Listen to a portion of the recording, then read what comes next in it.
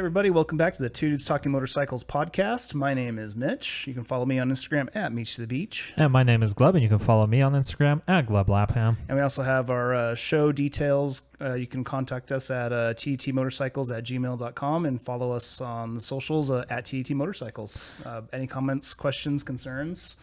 Yeah. Feel free to email us. And we did actually get some mail this week, if I can find my Gmail app. But TT said she found our show because she was getting ready for a road trip. She's new to motorcycling, so perfect. Yeah, welcome, so thanks for welcome reaching to the out. Pod. Yeah, thanks for reaching out, TT, and hopefully your trip goes well. And welcome to the world of motorcycling. Yeah, it's about to get very expensive and exciting, though. And exciting. Feel free to listen to our last couple of episodes. How expensive it can get, but no, welcome. It's always fun to hear from everyone about. No, and really appreciate anytime people reach out to let us know. Or find the podcast. Yeah. Our listener, some behind the scenes info for the audience. Like our listener count's like steadily been going up, and up. Yeah. And we've been actually getting it like more and more listeners like each year. Well, I mean, we've been doing this for like 4 years now, almost 4 years, but like it's gone up significantly. It has. And I remember it'd be like times like when awesome. when we were newer, we'd take those breaks and we'd really see like everything the dip. Yeah. And I think people we're at least somewhere around enough that like the dip's not as bad. We're pretty consistent. Yeah.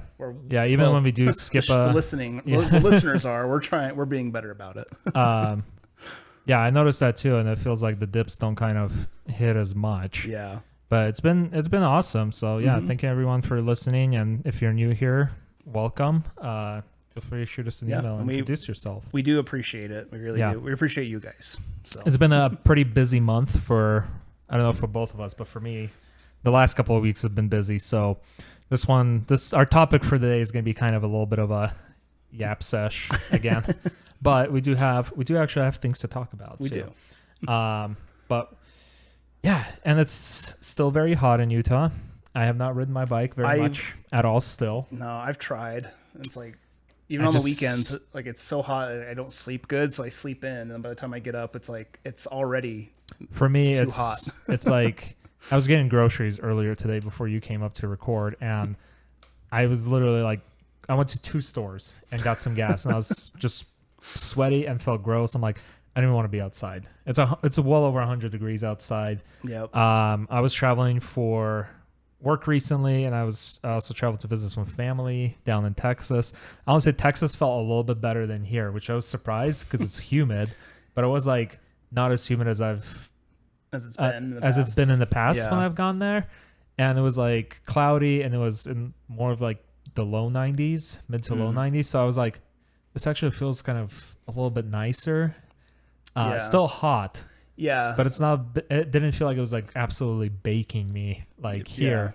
And then I was also, I came home for like a day, and then I went down to Vegas for work, and it was like 107 degrees, 109 degrees there. I saw people riding on motorcycles here and there. I'm like, absolutely not. Yeah. I'm going from AC to AC. I do not want to be more than 30 seconds outside. I don't know how they do it. Maybe they lived there long enough where they're like acclimate to it, but could not be me. Even when we were newer too, like we'd go out and ride in really hot weather, and we'd complain and it'd be hot. Like, but I don't know, like something different this last year or two. It's just like, I feel like the thing that makes it harder is it's been hot for like the last more cool day we had. It rained here while I was gone, which I was like, of course, yeah. It rains while I'm gone. It would have been nice to go and be outside while it's raining, but we had like that one weekend in June where it went down to like 60 degrees. Yeah. Like 65 degrees in June. It felt amazing that entire weekend. But since then, it's been mostly in the 90s and then the hundreds. More consistently 100 and above too. Yeah. So it just hasn't been like much relief from the heat. It's just constantly hot. And I feel like that's really starting to weigh down on me. I feel like I get like reverse seasonal depression because when it's too hot in the summer, I don't want to do anything. Yeah. Much like people in the winter don't want to do anything when it's too cold. Yeah. But anyways, yeah. No, I've been feeling that too because like I usually love like summer warm weather. That's my that's what I go for. But Yeah, it's just too hot. It's too, way too hot. And I like those warmer months because I can go ride or used to be able to go ride. Now it's just like, so it's just too much now. I'm hoping it cools off yeah. soon. But anyways, yeah, so I was traveling a lot for both family and work, and just been out in and out of the hot places in the American South and Southwest. Yeah. Hopefully by end of this month and into like September, it'll start cooling down. I'm really hoping we can so. really start getting some riding in. I really hope so. I bought all this new dirt gear, like I mentioned last couple episodes, and I still haven't used it because it's been too hot. Anyways, our topic for today, we kind of got a grab bag of topics here, but we wanted to start off with the recent rumors that have been going around about Ducati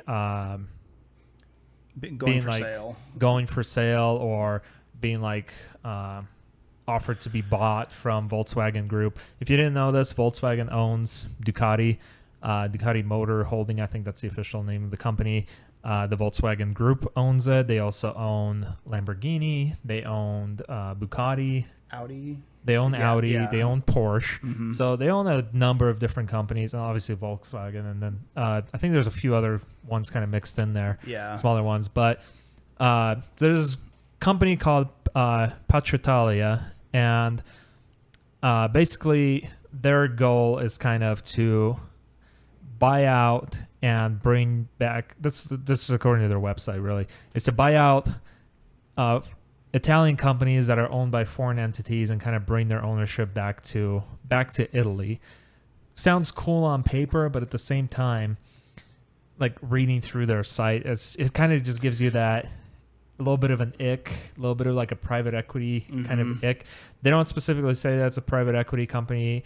On their website, they say, or on their LinkedIn, it said that they are a holding company, investment holding company, which basically means they kind of own like a bunch of different companies operate under them. There's plenty. I mean, investment holding companies aren't necessarily a bad thing because there's plenty of companies that act in that way and structure that way, like Alphabet, who owns Google and all the Google products, and then like they're in an industry. They own a significant portion of people, of like companies participating in that industry, so they kind of like maintain it that way. But and basically they like manage a bunch of different companies through owning enough stock to like make decisions in them. So, but like reading through their website, it still gave me that like private equity ick. But their whole goal is to kind of return Italian companies into Italian ownership, but the company was founded in 2025. Yeah. So it's only a year old, and there's no other companies under their belt. And I'm not a successful or, businessman or anything. Neither didn't go to school for business, but like I did it 1 year. You're a holding company, and you want to buy like a brand, like in this case Ducati, a big brand to take it $2.5 million, take it back to Italy only. Right. Yeah. Or and not have it be controlled in the founder's words, to not have it be owned by foreign ownership anymore. It's like, okay, so you're going to spend this much money, you're going to take it back to Italy, and then how is that going to make it more profitable? Yeah. Or is it just going to last you long enough for you to pump it up and then sell it and ditch it and then ruin the brand? And that's like always the question we see, especially so many different companies being bought out with like private equity, like we talked about with Indian being bought out by a private equity firm a few months ago.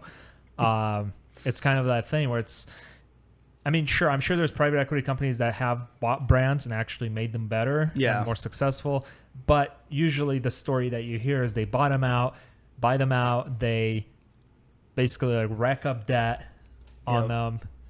The product gets shittier. The quality gets shittier, and everything else. They lay workers off. Lay people off. Everything kind of falls apart. Company goes bankrupt. Shareholders walk away with tons millions of dollars. Everyone gets shafted. Yep. So I get the idea of wanting to like, okay, this is an Italian company, Italian brand. It'd be like, we want them to be owned by like Italians. But I feel like some of their things kind of fall apart because only 25% of their capital is based out of Europe, right? Not even Italy, just Europe in general. Yeah. And about 68% is from the United States, and then a little bit from Middle East and Asia they list as a growing segments. And Yeah. this is a direct quote from their website. Today, 25% of our capital comes from Europe and about 68% from the United States. The Middle East and Asia are from the United States. The Middle East and Asia are a growing segment and represent the rest. So, like, yeah, it's an Italian company, but most of their investors are not Italian. And for me, it's not to mention their consumer, their market, their buyers, like, like where that money's coming from throughout the world, you know, and like, maybe you know, like I get it. There's like that pedigree, right? Like Moto Guzzi, you know, like being, we're very, like if you ever watched The Long Way Down with Ewan McGregor, they stop at the Moto Guzzi factory in Italy, you know, and you see it is like almost kind of like it's a big production line, but it feels like a small factory. Okay. And you know, it feels like there's a lot of like heritage and love put into it. So I get that part. I get like why they're kind of pushing out. It's like, oh, bring it back home, you know. But it's like, but how is that gonna like make Ducati reach more buyers? And you know, like I don't know, because Ducati is already a pretty big brand. And Volkswagen Group is an enormous group. Like, and there's a reason company. People are willing to drop like $30,000 on a Ducati bike because that's a brand they know and trust, and they know that the business behind it is like backing it up, and it's not gonna like fail anytime soon. And my biggest thing is like, this company, it's still going to be beholden to those investors. Investors expect a return on their money. And if they buy Ducati Group, they're going to expect that $2.5 billion to bring them back more money in the end. So for a company that was founded just a year ago, how is it going to build that brand up? Sure, there's the brand loyalty that you follow and the assets, the marketing, like do you get with it? But at the same time, you might lose manufacturing capability because now you lost all the expertise that comes with being part of the Volkswagen Group. Right. The Volkswagen Group owns it, and they said there's no sell pending. They got an offer from this Petroitalia company, but they said that no, it's not being sold. So there's really nothing to worry about. But it's I remember like it did like perk some ears. Seeing like Ducati's. Someone's trying to buy it out from and that's what I wanted to get to, like why we're like, I think a lot of our criticism, like right out the gate, we're critical of this already. You know, like this is not a news podcast. No, we're biased. You know, like we're not claiming any of this is like fact. You know, like we're just reporting to our community. I'm just reporting what I've read from their website, and that it gives me an ick. No, and like what really threw me off for it, like when we started to look into this and we found out, because like you said, like this did perk up some ears. People started like blowing up the Ducati forums, you know. And we come to find that like like the this company Petroitalia, they're saying like, oh yeah, there's serious negotiations and we made an offer to buy, but then VW Group comes out very recently and just said like, no, we got an offer, but no. And then they went on to say that Ducati, the brand, is like, even right now, is like the economy worldwide is not doing the best. Ducati is still doing really well. Ducati's doing, like, I know, I mean, there's always random stuff going on with companies where it's like, oh, I got to cut costs so the shareholders can be happy and yada yada or whatever. But Ducati's selling well. As far as we know.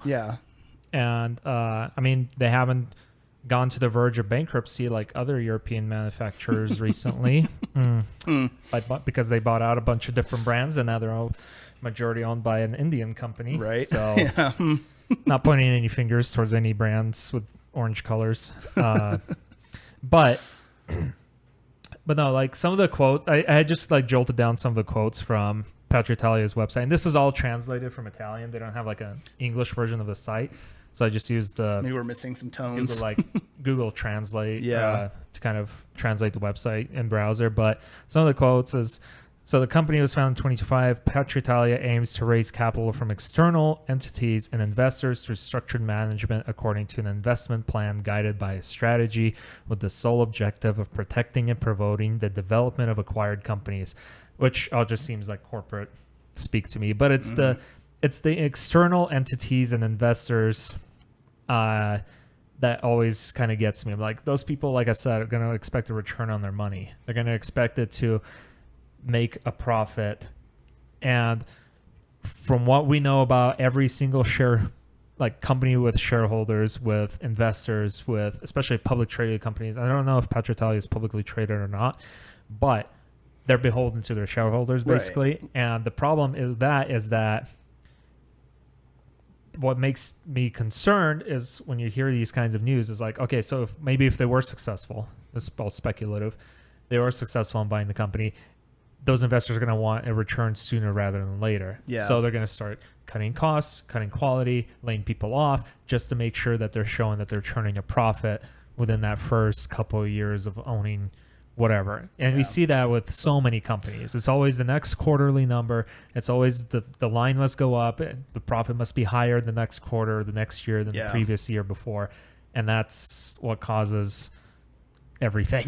Right. And then I don't know. When I first heard about it, was reading into it, my first thought was taking it back to another motorcycle company from across the ocean, of that all of a sudden they're going to start spitting out really small capacity bikes at budget value. Yeah. And I'm like, oh, we're growing the brand. I'm like, that's not what Ducati is for though. They're a performance enthusiast brand. It's not an entry level brand. No. I feel like if their cheapest entry level bike's 10 something grand. So it's and the other one's Petra Italia operates with an entrepreneurial and industrial approach through investment holding and independently managed consulting companies with a strong sectoral and industrial experience.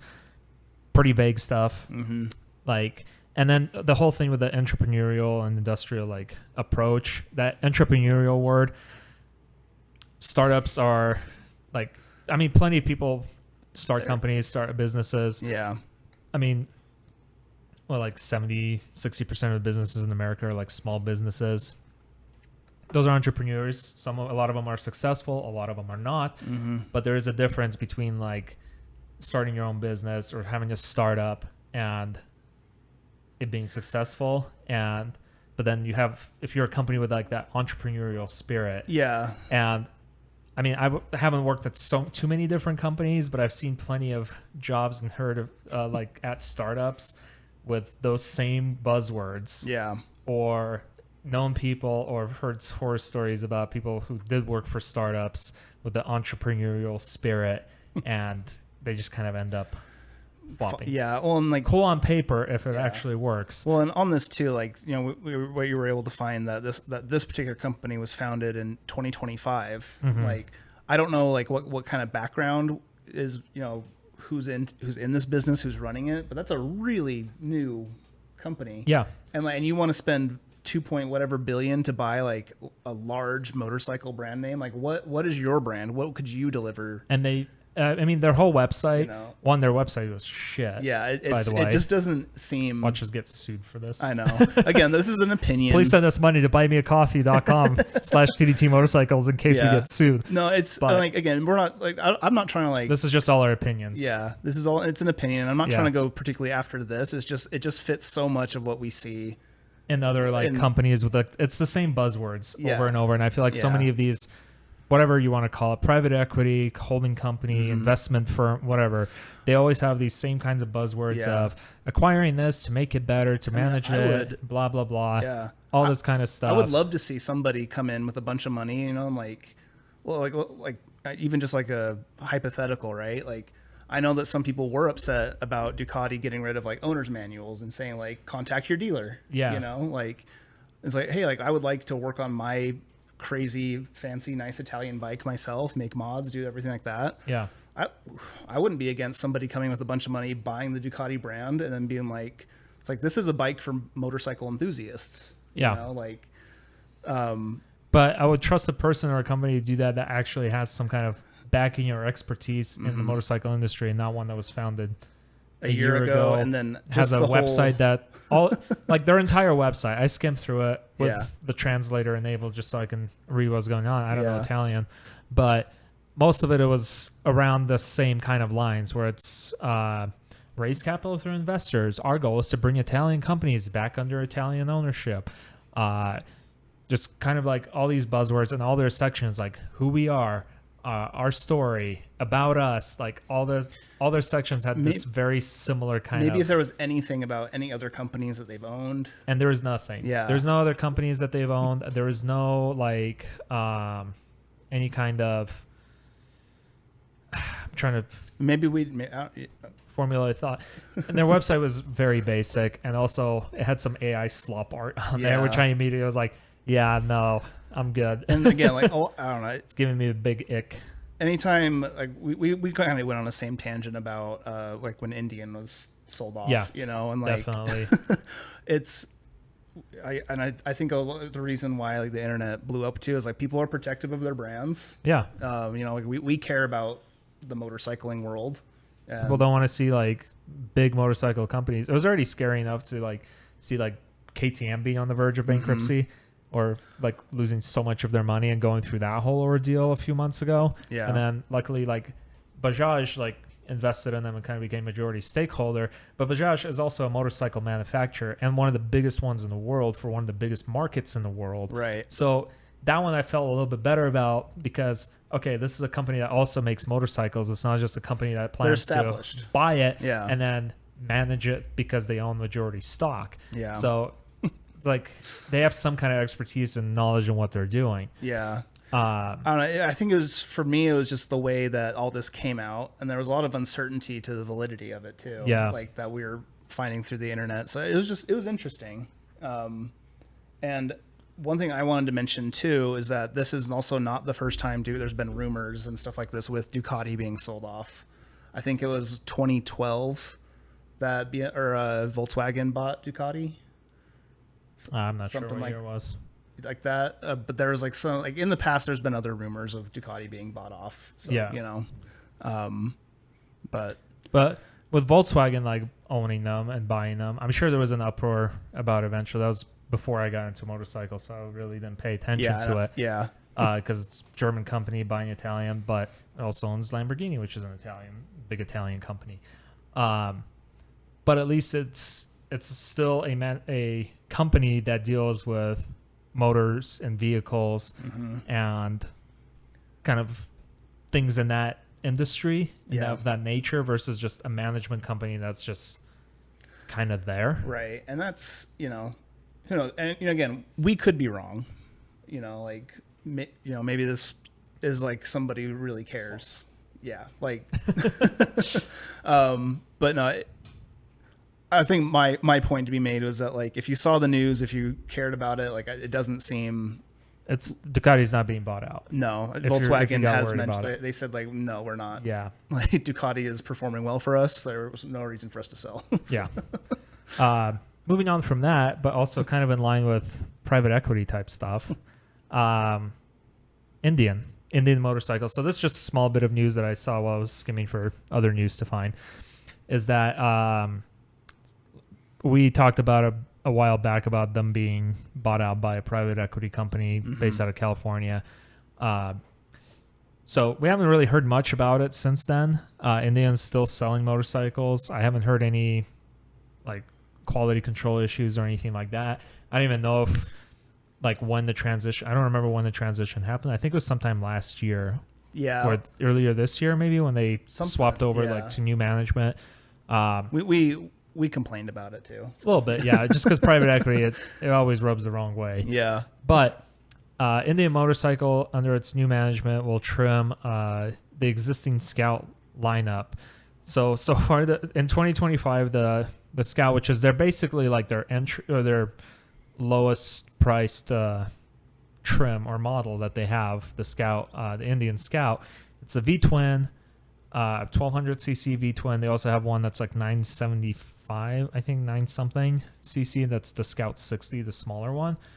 That's a little bit cheaper, but they're beautiful looking bikes. Yeah. We've ridden a couple of Scouts before. I'm not a big cruiser person just because I don't find them kind of uncomfortable to sit on, but I do think they look beautiful, especially their current like new anniversary edition one with this. There's somebody at my work that has one, and it has this very sparkly, pretty dark red paint on it. And I think like that's a beautiful looking bike. I'm the same way. Like I don't really get like the big cruiser thing myself, but when we rode that Indian, I was like, okay, I get why It was cool. people love It was this. fun. Yeah, it's like this is a comfortable bike. It's got tons of torque. Yep. Like it's not for me, but sounds I good. totally understand it. But in 2025, specifically the Scout lineup ballooned up to 17 different models. It went down to 16 or 15 different models in 2026, and it's basically like all variations of the same bike. There's different trims, different wheels, different like paint color schemes, and slightly different features, but most of them were almost the same. And so for 2027, under the new management, they're taking it down to just 6 variations, and they're removing certain trims. Like they had some trims that are like Tech Plus or one of the options, and they just, for certain models, they have, like, for example, like Scout, Bobber, and then Bobber Limited. I don't think there's, basically they're like model and then a limited, and limited just has more features already tacked onto it. Was there anything about like their Chieftain lineups or anything? No, just mainly the Scout. Just the Scouts, yeah. Because the Scouts had so many different models. Yeah. And they figured that it got a little too confusing about, which I don't think necessarily is a bad thing, because 17 variations of the same model, that is a little insane. Yeah. And like skimming through Indian's website, a lot of them were very similar. Like the power between all of them is very similar, except for the Scout 60s, which have a smaller engine. But I think there was difference, maybe like slight difference in suspension and different features that they come with. But that's a lot of models. That sounds like a logistical nightmare. Yeah. So their goal behind it is to streamline the manufacturing, so you're not making so many different variations, and also to reduce kind of this decision overload for consumers, for customers, which I think makes sense. I think 6 variations is already plenty enough. Yeah. And you can always just add like a list of options you can add to the bike when you're buying it, or when you're ordering one to add in. You don't need a model that has no heated grips and then one that has heated grips and make it a separate thing. Right. Yeah. Well, and like the new lineup, like the ones that they're making available, like it does just sound a lot like, you know, even like the Bonneville lineup, the T100, T120, Bobber, Speedmasters, like they're all the part of the Bonneville family. So it sounds like what they're doing here is kind of the same idea of, here's the Scout family. Yeah. And like, exactly. And instead of 17 different Scouts, you have 6 different Scouts. It's not the Scout family and the cousins. It's here's just the main people here. The 6 models in 2027 will be the 101 Scout, the Scout Bobber Limited. So I guess I was right. Scout Bobber Limited, Sports Scout Limited, Sports Scout Limited, Super Scout Limited, and then the Scout 60 Bobber, which is their small displacement bike, or smaller displacement. And it seems the limited models are the ones that are going to have like the more tech features, kind of a little bit more accessories tacked on from the factory. Yeah. While the non-limited models would just be more like regular models, and then set up, ready to go. With slight variations in styling and stuff between like the Bobber and the 101 Scout. But I honestly don't think this is like that bad of a thing, because, and we kind of talked about how, remember like earlier this year, Triumph made this big thing where they're like, we're announcing 20 something new models. Oh yeah. And most of them were like new colors of previous models with like a heated grip button or cruise control added in. I'm like, okay, it's the same. It's not really a new model. It's the same model. You're just adding one more feature and a color to it. It's like this one's got a custom paint job. This one's got a other different custom paint job. And I kind of like seeing the 17 different models kind of reminded me of Triumph kind of having so many different variations of one bike, but then acting like it's a whole separate model. Like they had the like the Tiger 900, then they had the Tiger 900 Bond Edition, which they list almost like its own thing. And then the Aragon edition or whatever. It started with an A. I don't remember what it was called. Like that edition, and it comes with the skid plate and the crash bars pre-installed and kind of the like some more accessories. I'm like, it's still the Tiger 900. Right, like, why can't you just list it as like a new trim for this year or whatnot? But they kind of make a bigger deal out about it than it actually is, because there's no changes in the mechanical components or the structure of the bike. Yeah. And in my head, that's what I like. If a whole new model, if you're claiming it's a whole new model that's never before seen is being announced, in my head, I immediately think like, oh, maybe they're like doing a full refresh or bumping up the power or changing up components or a whole redesign versus Just here's a new model with like a bunch of different accessories tacked on that you can just buy anyways. Right. Yeah. No, So that was kind of giving me the same vibe, and I'm worried like Triumph has a little bit of an issue with that as well, just because they have so many different variations and trims and different models that they list. And but at least on their website, it's kind of listed as more of okay, here's the T120, but here's a couple of like limited edition. Here's the black ones. edition. Here's a limited one. Yeah. Yeah. So, but it's just the way they like present it. Right. It's kind of okay. Let's settle down a little here. But yeah, no, and yeah, it is nice to see like clear lines though, like for these scouts, like going back to Indians. And who knows? Maybe this is an example of where this private equity was. It might be a good thing. I hope it is. Yeah. Because we don't want to see a motorcycle brand go under or especially disappear. not Indian either. Yeah. You know? And, and I think this actually goes really well into our next story. But Indian bikes, I mean, they're like the biggest competitor to Harley. They're big V-twin cruisers. They have like the big giant touring bikes with the speakers that you can listen to your pretty little songs on, and bring all your luggage in. Yeah. That has the couch for the back seat. But they're big V-twin cruisers or touring bikes. And the other company that also has big V-twin cruisers and touring bikes is Harley. And Harley, for the longest time, has been very kind of, old school in their designs, the air-cooled V-twins, the very torquey engines, very minimal electronics and things like and all that kind of stuff on their bikes, except for their big ones that have Apple CarPlay and all the good stuff. With the Road Kings and everything they have, but they do, and majority of the time their engines have been air-cooled, but they do have their Revolution Max engine that they initially announced for the Pan America back in 2021 when that came out. And that is a liquid-cooled engine, so it's very inline. It's not an inline, it's a V-twin, but it's very similar to how Indian has built their engines. They're liquid-cooled V-twins. And I mean, they made it for the Pan America essentially because they figured, okay, this is a touring bike, has off-road capability, it's meant to compete with the GS, it needs to be water cooled for more, so it can run more efficiently and perform better under heavy load under touring. And I do think that was a very good call because air cooling has its limits. Liquid cooling kind of addresses a lot of those things, especially the fact that at slow speeds and where you're not moving, your engine's not at a higher risk of overheating. But the cool thing about that, and the Revolution Max engine, I think is actually kind of a cool engine. It's 1200 or 1250 cc. They also have a smaller 975 cc version of it. But what's the very unique characteristic about it is it has what they call hydraulic lash adjusters. So this bike has basically hydraulic valves, and it doesn't need a valve adjustment. As opposed to like most motorcycles. So there is no valve adjustment like interval. And from what I've seen on that side of that engine too, is like it's actually like it's proven to be pretty reliable. It's not bad. I haven't seen too many issues. I haven't heard of any. Like the Pan America. I mean, the bike is a little, I wouldn't say controversial, but it's a little. There's different opinions on people whether they think it looks good or it looks ugly. I think it looks kind of about it. Too, I kind of think it looks like a vibe just because it looks very utilitarian. Like it feels very American, almost like a truck. Like Americans love their big F-250s even though they don't haul anything in the back of them. That's what the Pan America reminds me of. It's like a big truck. You're probably not going to take it off-road, but it looks like it'd be hella comfortable to cruise around on. And I think it sounds good. And people have taken it off-road.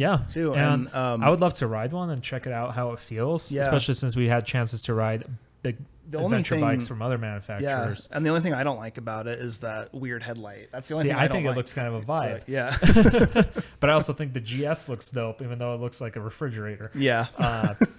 But so going back to what like the rumors is, so Harley Davidson, this is from motorcycle.com, and same was the Scout story or the Indian Scout story. Both of them are from motorcycle.com. But Harley Davidson has filed trademarks for RMCR and RMXR. And those are, so RM stands for Revolution Max, and then CR is Cafe Racer, XR is kind of a more flat track bike. They showed off the concepts of these bikes at the Daytona and MotoGP Circuit of Americas this year. And honestly, they look pretty cool. It's kind of like this, especially the Cafe Racer one with that cowl up front. Yeah. Kind of giving it that very, almost reminds me a little bit of the Thruxton type look. And it has that Revolution Max engine, which is, like I said, a liquid-cooled, more modern engine or more modern design engine. And it's 90-degree V-twin, I think, or something like that instead of 45. I don't remember exactly the exact term. But so it's a bit different than just like a liquid cooled version of their air cooled engines. Right. Yeah. And well, and I gotta say too, like that cafe concept that they have, like, dude, launch it as is. It looks great. it looks great. Yeah, it especially looks in really that black good. color. Yeah. And the way the pipes are set up, like it looks really cool. But so they filed a trademark for those two things, which kind of indicate that. It doesn't necessarily mean that these models are going to happen, but it kind of secures the name of the models just in case they do manufacture them. And I think it would be a really good idea for Harley to bring out something other than a giant touring bike or cruiser to market, even though it's kind of not Harley's target audience usually. But I feel like maybe it'll get more people interested in the brand. And the reason I say that is because Indian used to have the FTR 1200, which I got the chance to ride. It was a very rough feeling bike, but in a good way. Like I really enjoyed riding it. The engine is hella torquey, and then being more of a sport, like standard seating configuration versus a cruiser. Yeah. I really enjoyed riding on that thing. And I would love to see something similar come out from Harley, something that's not a cruiser, something that has a standard seating position, more like a naked bike, and with their Revolution Max engine to kind of fill that hole that with the FTR being discontinued, I feel like it would kind of open up Harley to like a new audience that want that style of bike with that big V-twin engine, because the FTR kind of had that and now it's gone. Right. And I thought that was a really cool bike. Yeah. No, and if they were to launch these, like, you know, they could easily introduce these things, I feel like, too. Like, people will buy them. You know, I feel like people would buy them. And like with going back to that cafe concept they have, like it looks like a blend of like a Honda, but there's like something American about it. Like with that V-twin and like the way like the pipes come down. Yeah. To me, like it, I think they're onto something there. I think it looks dope. Yeah. Like it looks like it'd be a really cool bike. And I really hope they do make it happen, because I think it'd be good for Harley. Like I know we kind of we dog and joke about Harley and stuff like that, and so does everybody else. Everyone jokes on every brand. Yeah, you know, so yeah, and every brand has its like stereotypes and stuff. Yeah, but I do think it'd be good for Harley to kind of diversify its lineup a little bit, so it's not just big V-twin cruisers. It'd be funny, even though that's what they're known for. Because I think ultimately they'll have to bring in new audiences and new customers to their line, because their existing customer base is getting older and older and probably won't be able to ride as much. So they need like some new exciting stuff for younger customers, but also make it reasonably priced. Don't make it a bike with zero features and $30,000. Bring in like honestly, don't even put a TFT on these. Just put some regular dials. Twin dial setup. Sign me up. I will eyeball this model. Oh yeah. Make it fairly reliable, but also, you know, add your usual like ABS, traction control, riding modes. I don't know. That's about it. Yeah. Just kind of like throwing a little bit of oomph, but don't make it priced $30,000. This is kind of that. I think this is an opportunity for them to kind of diversify and expand their lineup. Yeah. Because if it looks like that, I would 100%. Oh, it looks. Want to go ride it, take a peek at it. Mm-hmm. If it's awesome, maybe even like I would consider even buying one if I had. You've had a spot for a road bike. Yeah. I think it'd be funny too, like if they did come out with these. This is just like a thought I had, but like, if there'd be like brand infighting of it's like the people and it's like, oh, I ride a Harley, and you're like, oh, what do you have? I got the Cafe. And you're like, you're not a Harley rider. You know? 100%. Like with Jeep owners. That's not a real Harley. Yeah, it'd be like with Jeep owners. It's like, oh, Yeah. you drive a Jeep? Yeah, it's a Grand Cherokee. That's not a Jeep. That's not a Jeep. But They're kind of right though. On the they are. Jeep I mean, side. they're right. They're right. But you know, it'd be interesting to see like, yeah, when someone says like, oh, I ride a Harley. With these out now, I'd be like, hey, what kind of Harley? Yeah. You know? And I just think it'd be a cool addition to their lineup. Yeah. So it's something that's not just cruisers. That's why I thought that adding the Pan America to their lineup was actually a pretty cool move. Give it a little bit of competition to the GS and to other European big adventure bikes. And the adventure bikes are a huge market right now. And I think I feel like you and Emerson talked about this last time too. With adventure bikes, kind of like first there was like the very big adventure bikes. That was the big market. Then now it's like the middleweight adventure bikes that are like everyone wants because everyone wants to do more off-roading. They want something that weighs less than a GS. They realize they're like, oh, these heavy bikes are not that much fun to take off-road. Yeah, great on-road. Yeah. But kind of a pain off-road. But I think the next segment it's going to move into is kind of these cafe and cafe racer and classic looking bikes. Yeah. Because I think that's what people are going to kind of want. So I think it'd be good for Harley to kind of capitalize on that. But especially with that engine, like no valve adjustments. I don't know what the oil change interval is, but I'm assuming it's probably between 6,000 and 10,000 miles because that seems to be the average. But no valve adjustments, that's like such a big cost saver and maintenance costs for that. That I think it would be awesome for Harley to bring more bikes with that engine to market. No, because because I remember hearing about this. I couldn't find anything else on it because I didn't realize it was still just a concept. But yeah, no, it really excited me. I think it'd be awesome to see Harley branch out. Yeah. You know, I think so too. Watch them drop these and get into dirt bikes like Ducati and Triumph. Honestly, go for a big V-twin dirt bike. Big V-twin. Let's see it. but no, I agree. I remember too, cool. Like when we were, it just feels like the motorcycling like world has like quieted down, like not like shrinking or dying, just not as exploding as much as it had been. It seems. Yeah, and it feels like a lot of models coming out have been kind of a little samey here and there. A little bit, but yeah. I remember at one point though there was people talking of like, oh, Harley Davidson doesn't innovate, they don't do anything, they just got these old looking bikes, you know. Yeah. And it's like, well, here they're proving that wrong by buying out these trademarks for these bikes and showing these concepts, like, and they have the engine already. So, and everything I've heard about that engine, that it's a good engine too. Yeah. So I really hope like Harley goes through with this and goes for it and fills that hole that the FTR left behind. I really hope Indian also brings back the FTR at one point, because I think it's a really cool bike. Because it'd be kind of cool to see more something other than cruisers from American manufacturers. And I think this is the way to go. But yeah, that's pretty much all I had to say. Yeah, that's everything I had. I think it's good for companies to be trying new things and stuff like this. And I would say too, is like, hopefully people who don't like these bikes, they don't have to like worry about someone hasn't bought out Harley. Yeah. And so it's like, Harley's still Harley. Yeah. They're doing their thing. They're trying to make new bikes, go from there. But then for anyone who wants, anybody out there is like, well, let me just pump up this one brand because they're not quote unquote performing this well. So, and then we're going to like divest them once we make our money and run off and ruin the brand and like the pedigree behind it, Yeah. Like, cause a lot of that too is like, you're going to drop serious money on a motorcycle. You're buying that brand and knowing that like you can go get parts, you can go get service. Exactly.